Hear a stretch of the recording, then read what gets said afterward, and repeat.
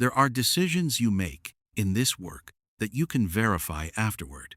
You recommended an operation, the operation succeeded or failed. You assessed a source as reliable. The source produced accurate intelligence or didn't. The outcome arrives, and you measure it against the decision that produced it, and you learn something. You adjust. You carry the result forward as calibration. This is the normal architecture of professional judgment decision: outcome, assessment, adjustment. It is not comfortable, but it is legible. You can read the result and understand what it tells you about the decision, and then there are the other decisions, the ones where the outcome never arrives in a form that allows measurement, where the result is not success or failure, but a changed landscape, and the changed landscape contains no clear marker pointing back to the decision that changed it, saying, "This is because of what you did." Where you carry the result forward not as calibration but as open question, where 31 years of subsequent review produces not a verdict but the same question, still open, still unanswered, still carrying the same weight it carried in the spring of 1988 when you made it. The decision about Victor Hale is the first one in this account that belongs to that category. I have reviewed it more times than I can accurately count across 3 decades of subsequent operational experience, and I have not been able to confirm that it was right. I have also not been able to confirm that it was wrong. What I can tell you is that every available option produced damage, and the only real question was which damage was less permanent. And that when you are the person who has to choose between options that all produce damage, the choosing itself becomes a weight you carry alongside the result. This is what Episode 6 is about. Not the mechanics of what happened to Victor Hale. Those mechanics exist in the institutional record and are not mine to disclose in this account. What this episode is about is the question that the mechanics left behind. The question that the spring of 1988 inches Vienna pressed into me with the specific force of something that will not reduce over time. How do you live with a decision you cannot verify? Vienna in April is not the city that the tourist literature describes. The tourist literature describes April in Vienna as the beginning of something, the gardens at Schönbrunn opening, the Prater coming into color, the specific quality of Central European spring arriving after a winter that earns the arrival, and that Vienna is real. It exists. I saw it in April of 1988, walking the Ringstrasse in the mornings that had begun to hold a different quality of light than the December and January and February and March mornings that had preceded them. The stone of the buildings was doing something different with the new angle of the sun. The moisture in the air had shifted from the heavy Danube winter quality to something lighter and less insistent. The city was emerging from something, and the emergence was visible in the way that Viennese emergence always is, gradually, without announcement. And then all at once, when you suddenly notice that the quality of the morning has changed and has been changing for weeks. But April 1988 inches, Vienna was also the month the institutional confirmation arrived. And the institutional confirmation changed what the emerging spring meant. Because emerging spring means one thing when you are carrying the weight of a probability. It means something entirely different when you are carrying the weight of a certainty that requires action. The action was not mine to execute. This is important to understand. The institutional response to what I had filed in December of 1987 and what the parallel processes had confirmed in April of 1988 moved through channels that were not mine to control. I had provided the assessment. I had continued the observation across the 4 months of the Tuesday arrangement. I had filed the documentation that the institutional framework required. The response, the specific operational response to the confirmed assessment of a compromised officer that belonged to people above me in the hierarchy who had the authority and the mandate to execute it, but I was the one who had started it. I was the one who had sat across the marble table at the Café Landmann on the second Tuesday of December, 1987, and registered the impossible specificity of a name produced by a man who should not have known it. I was the one who had made the probability assessment that crossed the threshold from monitor to act. I was the one who had filed it through the channels that did not overlap with Victor Hale's operational visibility. The people above me in the hierarchy executed the response, but I was the mechanism that set the response in motion. And the question of what that means, the question of what it means to be the mechanism that sets irreversible things in motion about a person who sat across from you for 18 months at a marble table in a Vienna coffee house and ordered the melange and found the Viennese passive aggression genuinely funny, that question did not belong to the hierarchy. That question belonged to me. I want to tell you something about what certainty feels like in this work because I think it is misunderstood from the outside. The popular conception of certainty in intelligence work is that it is a relief. The probability collapses into confirmation and the ambiguity ends, and you finally know, and the knowing releases you from the burden of not knowing. This is not what certainty feels like. This is what certainty looks like from a distance, which is a different thing. From the inside, certainty feels like the weight you have been carrying shifting its nature. The probability weight has an escape hatch built into it, the possibility of being wrong. When you carry a probability assessment, you carry it alongside the acknowledgement that the assessment might be incorrect, and that acknowledgement is load-bearing. It distributes some of the weight. It keeps a portion of the assessment provisional, open, capable of being revised. The person you have assessed might yet turn out to be something different from what the assessment suggests. The data points might yet organize themselves into a different pattern. The possibility of being wrong is not comfortable, but it is a kind of company. You carry the probability and the possibility of being wrong carries it with you. Certainty eliminates the company. When the April confirmation arrived, the possibility of being wrong went with it. The assessment was no longer probability, it was institutional conclusion. The data points were no longer organizing themselves into a pattern, they had produced a finding. Victor Hale was not what he had represented himself as being. This was no longer the subject of assessment, it was fact. And the fact did not require the weight I had been carrying to be larger. The fact required the weight to be alone, the carrying without the escape hatch, the conclusion without the possibility of revision. This is heavier than probability, not in volume, but in finality. The weight of certainty is the weight of a door that has closed and will not open again. The spring of 1988 gave me a specific Tuesday that I have returned to many times in 31 years of subsequent review.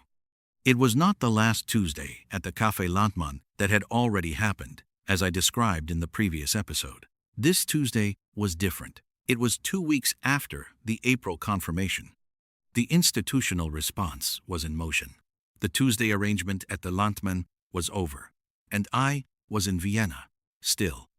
Because my operational posting had not yet concluded, and the work continued independent of what was happening in the specific operational stream that involved Victor Hale, I was walking the Ringstrasse in the morning.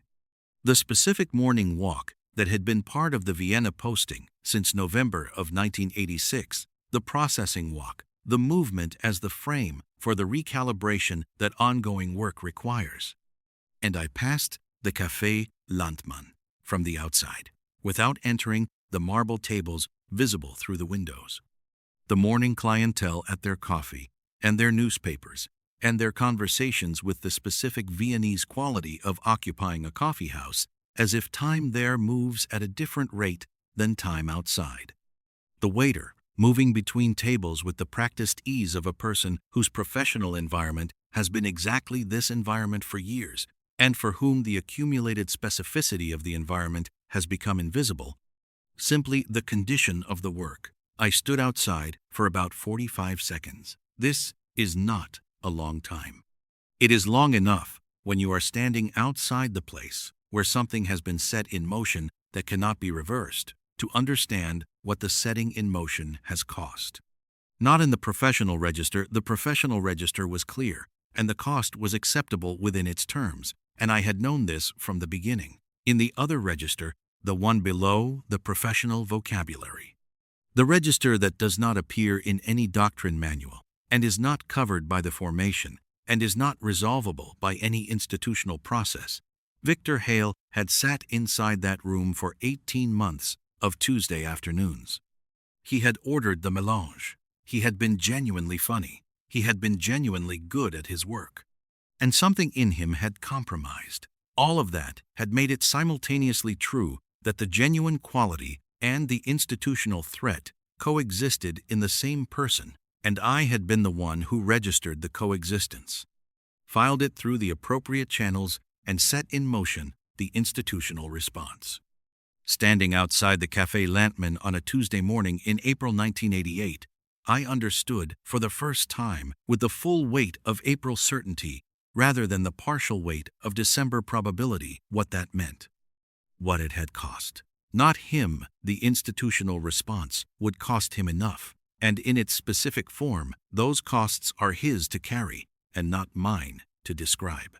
What it had cost me, in the register that has no vocabulary.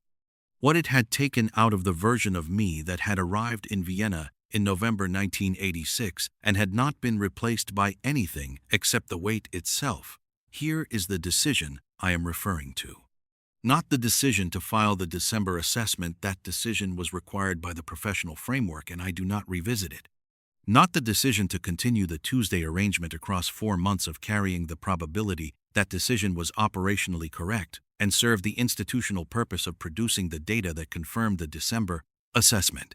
The decision I am referring to happened earlier. It happened in West Berlin, before Vienna, in the months of 1985 and 1986, when I was registering behavioral deviations in Victor Hale and making the judgment that they did not yet meet the threshold for escalation.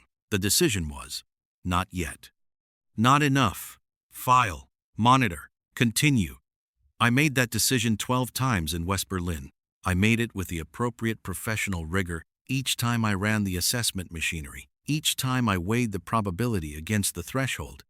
Each time I concluded that the evidence did not yet meet the standard required to open a formal process against a colleague with 13 years of institutional standing. The decisions were defensible. They were correct within the terms of the professional framework that produced them. I would make them again under the same conditions.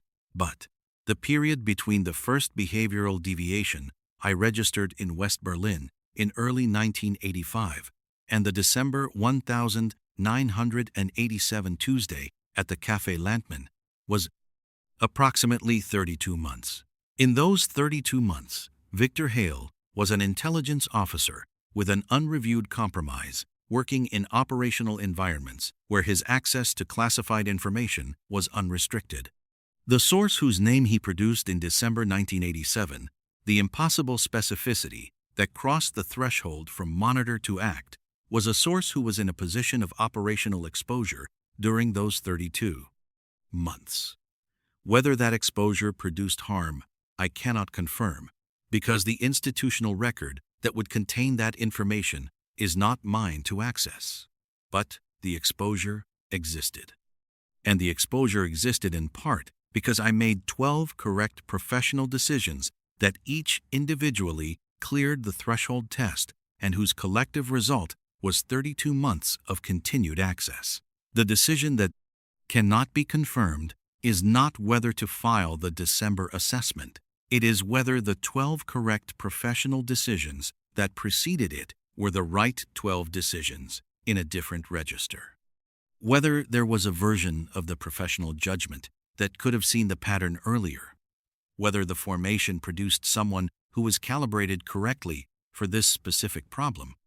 Or whether the calibration for all its precision had a threshold that was tuned for the wrong thing. I do not know the answer to this. I have been asking it for 31 years. The asking has not produced an answer.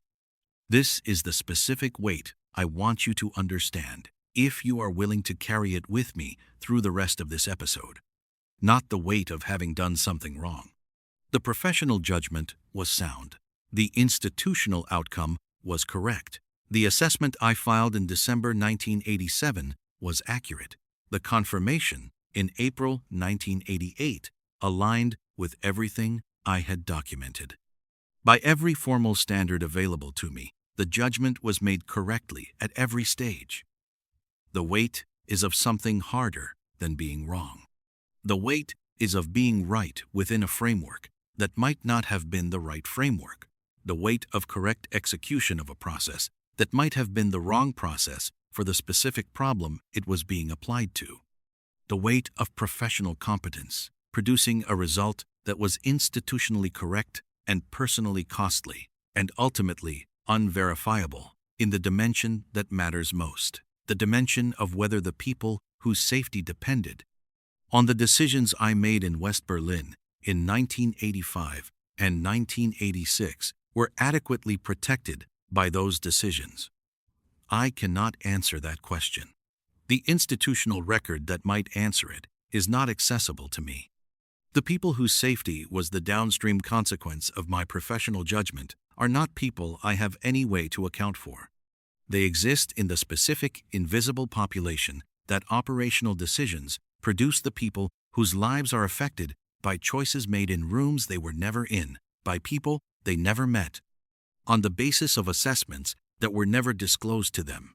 They may be fine. They may not be fine. I do not know. Hi. And the not knowing is the specific texture of the weight that the spring of 1988 installed in me, and that has not reduced in 31 years. Vienna, in May of 1988, had a specific morning quality. The Ringstrasse gardens that are planted along the central reservation of the boulevard had come into their spring color. The chestnuts were flowering, the lime trees had their new leaves, and the specific May smell of Vienna, which is the combination of the flowering trees and the persistent moisture from the Danube basin, and something that is neither of those things, but the accumulated olfactory history of a city that has been alive for 2,000 years, and whose air carries that history in a register that is not quite describable, but is instantly recognizable to anyone who has lived in the city long enough to have had it become the smell of their operational environment. I was still in Vienna in May. The posting had been extended by circumstances that were not directly connected to the Victor Hale matter, but ran alongside it. The operational environment in Vienna in the spring of 1988 had produced a set of requirements that my specific capabilities were useful for, and the extension was operationally justified, and I remained. The Café Landmann was still on the Ringstrasse. The marble tables were still the marble tables.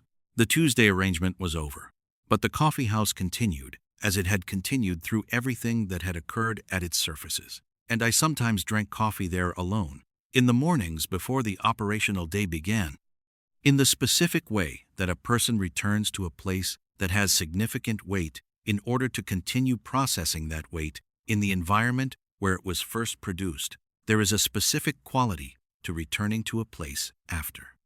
Something significant has happened there. The place does not change. The marble tables are the same marble tables. The Viennese coffee service proceeds as it always proceeds. The room has the same temperature and the same light, and the same specific acoustic quality of a high-ceilinged 19th century coffee house in the morning. But you are different. You carry into the room the weight of what happened there, and the room's indifference to that weight, its genuine, earned, century-long indifference to the weight of any particular occupant's particular situation is no longer neutral. The indifference becomes something, not hostile, not comforting. Something between those things that is harder to name. The room's indifference to what has happened at its surfaces is a kind of lesson about the nature of weight. The weight belongs entirely to the person carrying it. The marble table carries nothing. The marble table was here before you, and will be here after you, and what happens at its surface is not its concern, only yours. This is accurate. It is also difficult. The complete assignment of weight to the carrier, the complete release of the environment from any responsibility for the weight it generated. This is accurate, and it is also the loneliest truth in the work. Let me tell you about Marcus Webb. Marcus Webb was a DIA colleague who had been through Fort Huachuca the year before me. We had overlapped briefly at Arlington Hall in 1984, in the early months of the operational posting that preceded Vienna.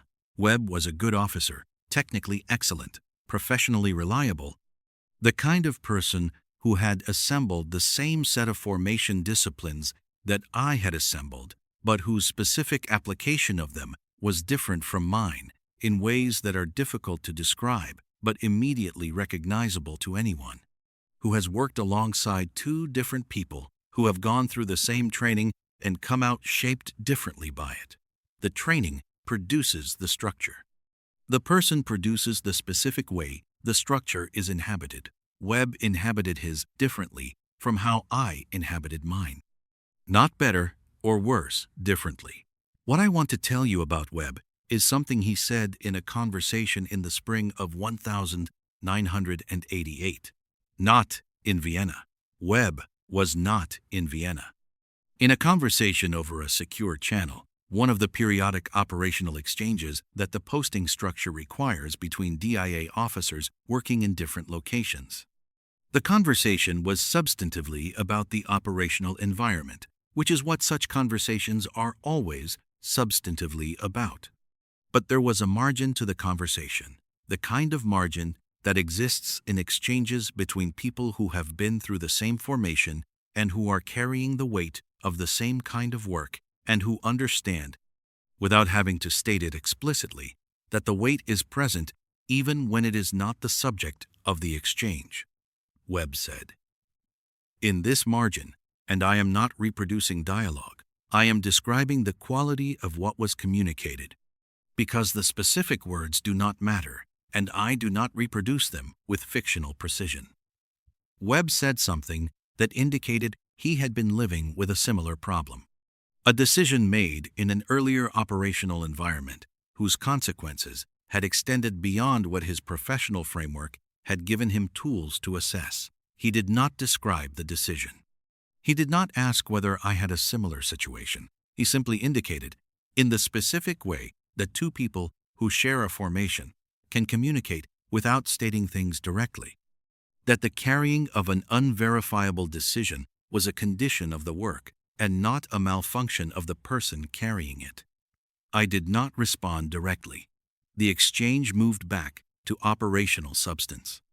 But the margin of the conversation carried something that I have returned to many times since, the acknowledgement from someone who had been through the same formation and was carrying a similar weight, that the weight was real and the inability to verify was real, and the combination of those two things was not a failure of the professional judgment that produced the decision, but a condition of the kind of work that produces certain categories of decision. That the unverifiable decision is not an anomaly in this work. It is a feature of the specific territory where the work operates, when it operates at the edge of what professional frameworks can contain. Webb would force my retirement in 2009. But that is a story for a different period, and the weight of it is different from the weight of this one, and I will carry it when we arrive there.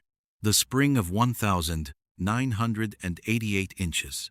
Vienna taught me something that the formation had not directly prepared me for, and that I have been applying in every subsequent operational environment.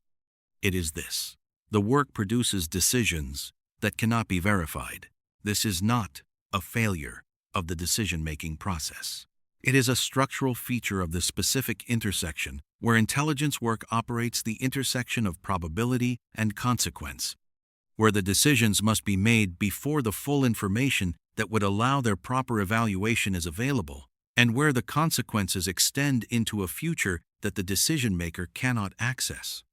The doctor makes a decision about a patient with incomplete information, and the patient lives or dies, and the living or dying tells the doctor something about the decision.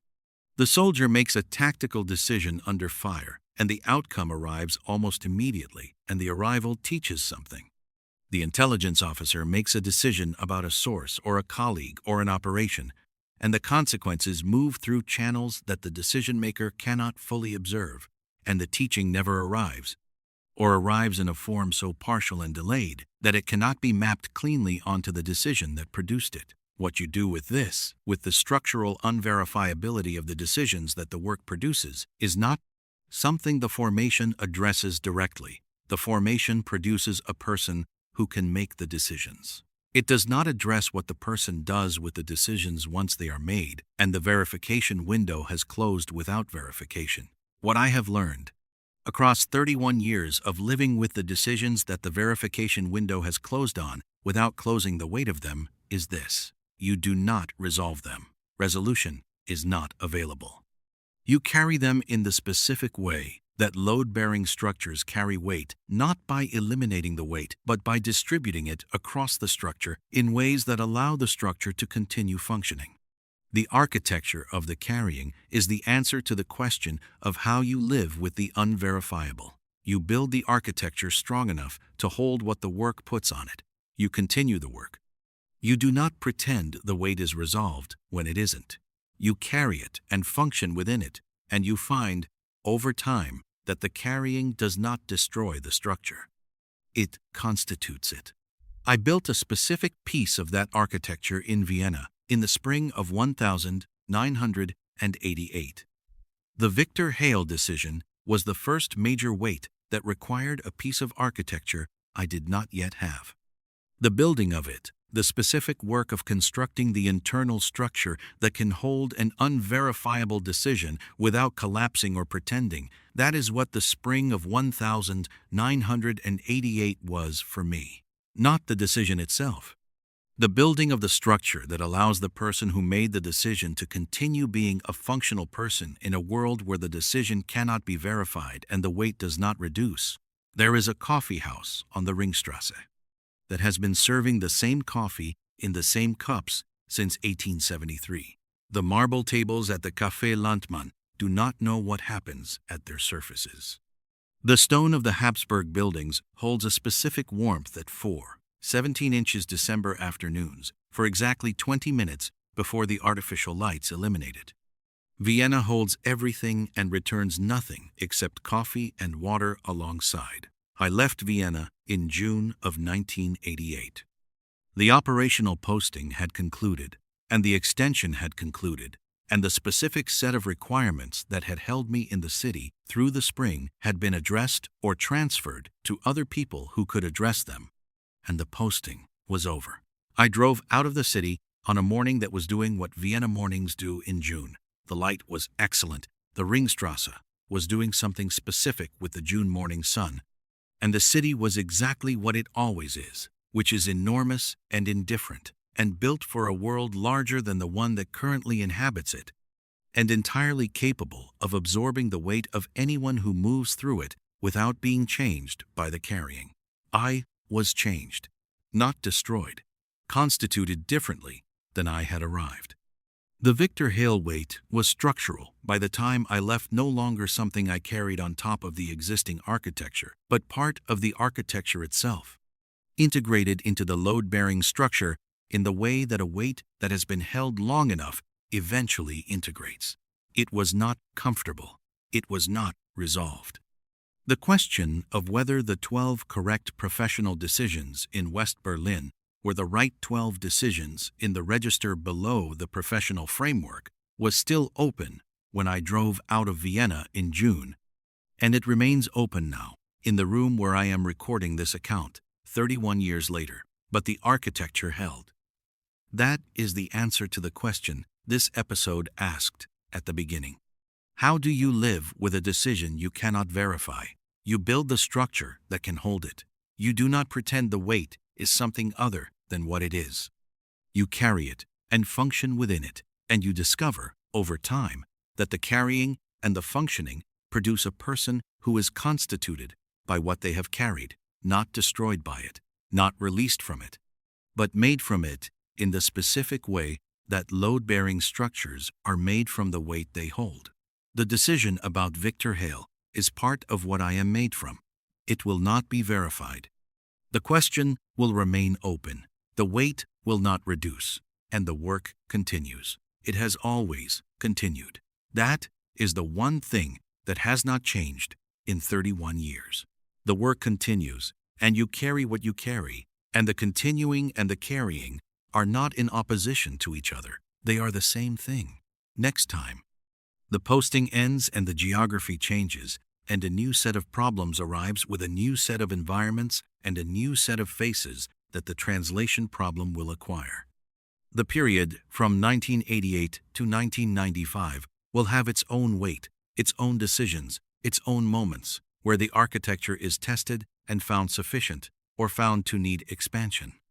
The Yusuf al-Rashid situation will begin to develop in this period, though it will not arrive at its specific weight until 2003. The Cold War will end, and the ending will change the operational environment in ways that the formation was not designed for, and that required a different kind of calibration than anything Vienna had required. But all of that is ahead. For now, June 1988, the Ringstrasse, in June morning light. The drive out of the city, where the world's spy capital was conducting its business exactly as it always had.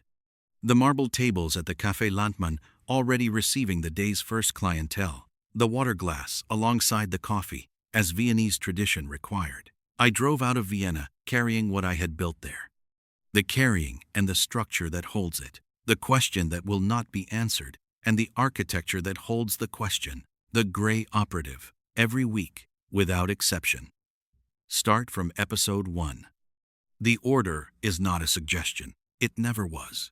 And if you have been here since the beginning, since Pittsburgh in 1961, since West Point and the word that became the only name that ever fit, since the desert and Berlin and the Café Landmann and the 18 months of Tuesday afternoons and the spring that installed the first unverifiable weight, then you understand by now what the order means.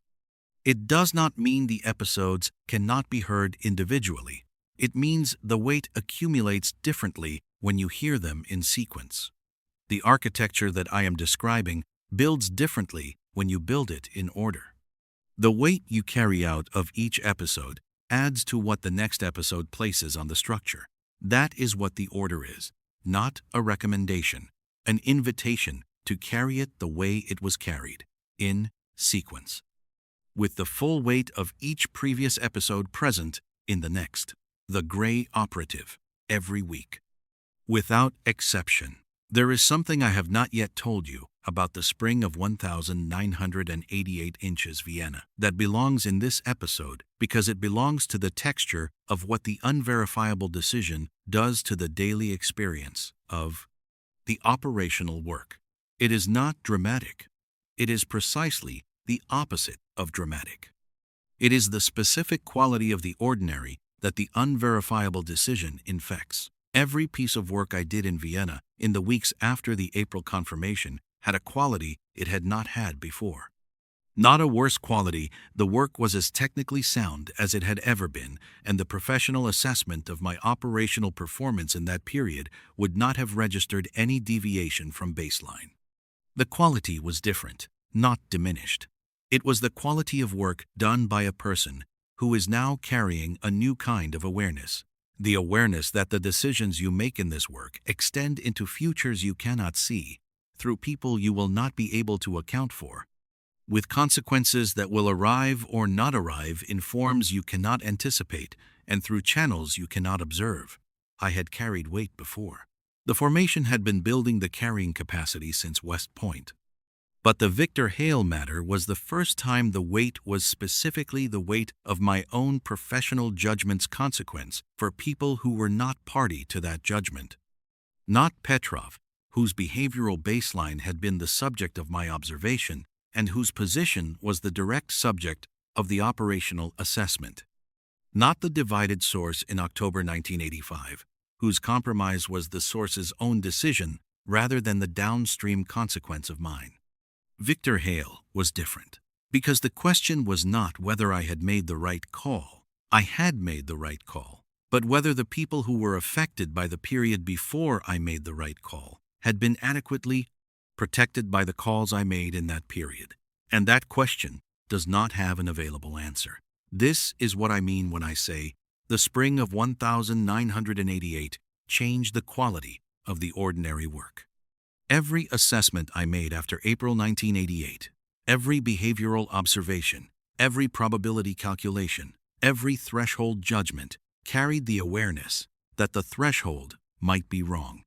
Not in the individual case, in the aggregate, that there was a category of person or situation for which my calibration, however carefully maintained, was producing decisions that were correct within the professional framework and potentially insufficient in a register below it, that the framework itself might have limits I had not yet encountered, and that the encountering of those limits might produce not a dramatic failure, a conclusion that is obviously wrong, a judgment that can be recognized as a mistake at the time it is made, but a series of technically correct decisions whose cumulative effect is a kind of damage that is invisible until it is too late to be invisible, and that even then cannot be cleanly attributed to any individual decision in the series. This is the most difficult thing the spring of 1988 produced. Not the weight of the specific Victor Hale decision, the weight of what the Victor Hale decision revealed about the nature of decision-making in this work. The revelation that correct decisions in series can produce outcomes that the framework that generated the decisions would not endorse if it could see the outcome clearly. That professional competence and professional insufficiency are not always distinguishable at the moment of decision. That the verification window might close before the distinction between them becomes legible. I want to return briefly to Marcus Webb, because the conversation in the spring of 1988 contained something I have not fully described. After the exchange that I mentioned, after Webb communicated, in the margin of an operational conversation, that the carrying of an unverifiable decision was a condition of the work and not a malfunction, there was a silence in the exchange, not a communication silence. The channel was functioning, a conversational silence. The kind that occurs between two people who have said something that requires processing rather than immediate response, and who understand each other well enough to allow the processing without filling it. In that silence, something was communicated that could not have been communicated in words without losing the quality that made it communicable. It was this: the other person knows. Not the specific content of your unverifiable decision Webb did not know about Victor Hale, and I did not know about whatever Webb was carrying, but the category. The experience of carrying a decision that cannot be verified and functioning within it and doing the work and continuing despite the weight and the open question. The recognition that the two of us were doing the same specific thing, which was living with the weight of decisions we had made correctly, and whose consequences we could not fully see. There is a specific comfort in this recognition that does not resolve anything. It does not answer the open question. It does not reduce the weight. It does not confirm that the decisions were right or wrong. What it does is establish that the carrying is not solitary in the way that it feels when you are doing it alone. The solitary quality of carrying an unverifiable decision, the quality I described earlier, the loneliest truth in the work, is real. You carry it alone. The weight is yours. The question is yours. The structure you build to hold it is yours, and nobody else can build it for you or hold it for you. All of that is true. But Webb's communication in that spring silence established something alongside the solitary carrying.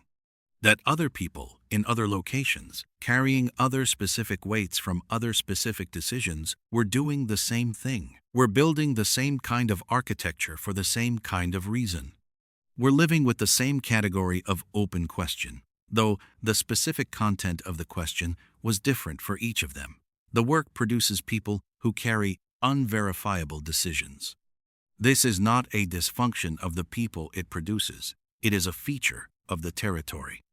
And knowing that the territory is shared, that the carrying is a condition and not an anomaly, changes something about the solitary quality of the carrying. Not enough to make it not solitary. Enough to make the solitude legible as a shared condition, rather than an individual failure. I have returned to that spring silence many times in 31 years, not because it resolved anything, because it named something that the formal vocabulary of the work does not name, the shared condition of carrying what cannot be verified, the professional community of the unverifiable.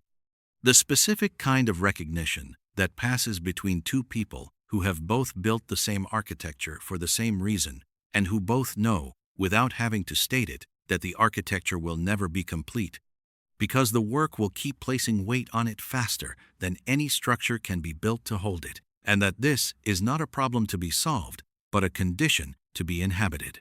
In June of 1988, 2 days before I drove out of Vienna, I walked the Ringstrasse one final time as a Vienna operational posting rather than as a visitor or a transit. The morning was the specific June morning that Vienna produces when everything is working the light at a favorable angle, the chestnuts in full leaf, the moisture in the air warm rather than cold, the city doing what it does when it chooses to be beautiful, which is to be beautiful without effort, without announcement, without any apparent awareness that it is doing something that most cities cannot do. I walked the full length of the Ringstrasse, from the Staatsoper end to the Votivkirche end and back. It took about 40 minutes at a pace that was not the processing walk pace, but slower, more deliberate, with the quality of a person who is completing something rather than continuing it. The operational posting was concluding, and I was walking the perimeter of the operational environment that had produced the Victor Hale weight and the spring architecture and the Marcus Webb silence. And I was doing what you do at the end of a period that has produced something you will carry forward indefinitely. You observe it one more time. You receive it, you register it, you file it in the place where it will live. The Café Landmann was on the route. I passed it. I did not stop. The morning clientele was visible through the windows, exactly as it had been on the Tuesday morning, 2 weeks after the April confirmation, when I had stood outside for 45 seconds and understood what the setting in motion had cost. The marble tables were the marble tables. The Viennese coffee service was proceeding as it always proceeded. The room's century of absorption was ongoing, indifferent, continuous. I looked at it as I passed, registered it, filed it. The Café Landmann, Vienna. The Tuesday arrangement, and its 18 months, and its second December Tuesday, and its 4 months of carrying, and its last Tuesday, and its 2 weeks after, and its now, in June, the June light on its facade, the morning clients at their coffee, the waiter with the water glass alongside. The whole sequence received and registered and filed in the place where it would live, alongside the question that would not be answered, and the architecture that would continue to be built around the question for the remaining 31 years of subsequent operational experience. And then I walked on, because the work continues, and the continuing is the answer to the question, not the resolution of the question. The answer to it. How do you live with a decision you cannot verify? You walk past the place where the decision was made and you continue walking, and the walking and the carrying are the same thing, and the continuing is both. And the Ringstrasse is long enough that by the time you have walked its full length, the weight has become structural, and the structure holds, and you walk on. One more thing before the close of this episode. Something I want to say to whoever is listening that is not operationally technical and not analytically precise and not covered by any vocabulary that the formal account of 31 years in intelligence work provides. If you have made a decision in this work or in any other that you cannot verify, and the weight of it is real, and the open question is real, and the architecture you are building to hold them is real, the building is not the problem. The building is the work. The weight is not evidence of a failure. The weight is evidence that the decision was real and its consequences were real, and that you understood this, which is the thing that distinguishes a decision that was genuinely made from a decision that was processed without being inhabited. The professionals who carry no unverifiable decisions are not the professionals who made better decisions. They are the professionals whose decisions did not reach the territory where the verification window closes. They operated within the range of what the framework can assess and the outcomes can teach. That is good work. It is also a different kind of work from the kind that produces the unverifiable weight. Both are necessary. Both are legitimate. Neither is superior to the other. They are different territories, and different territories produce different conditions. And the condition of the territory where the verification window closes is the open question and the architecture and the carrying that constitutes rather than destroys. You are not alone in the carrying. This I know from 31 years of observing people who do this work, and from the spring silence with Marcus Webb, and from every subsequent exchange with every subsequent colleague who was carrying something whose verification window had closed.